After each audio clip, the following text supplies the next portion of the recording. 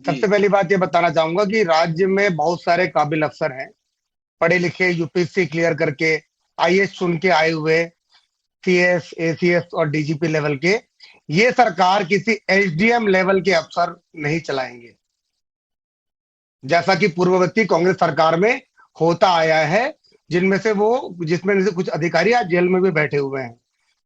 आधा जो सरकार है इनके एसडीएम लेवल के अफसर ने चलाया, जहां पर चीफ सेक्रेटरी और डीजी इनकी बात नहीं सुनते थे, है ना, उनकी बातें नहीं सुनी जाती थी, चलती थी उस अधिकारी की।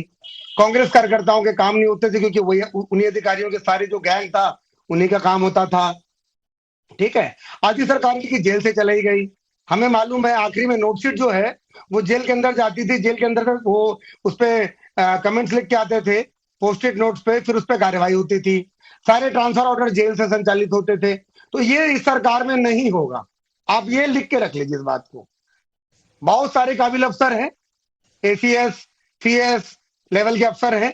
अब चीफ सेक्रेटरी और डीजीपी जो है वो अपने अपने डिपार्टमेंट्स का अपनी अपनी सरकार चलाएंगे।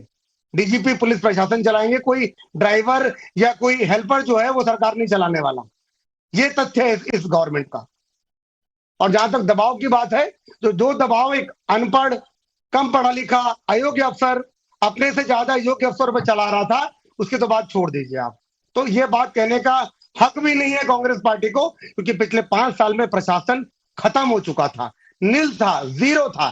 सिर्फ राजनीति हुई है, वो भर्तियों पे हुआ है, वो भ्रष्टाचार पे हुआ है, हर जगह पे सिर्फ राजनीतिकरण किया गया है। और इस सरकार ने इंफ्रास्ट्रक्चर में एक नए स्पीड ब्रेकर का निर्माण नहीं किया है, प्रशासन खत्म हो चुका था। तो इनको ये बात करने का अधिकार भी नहीं है कि हम क्या दबाव डालते हैं और क्या करते हैं।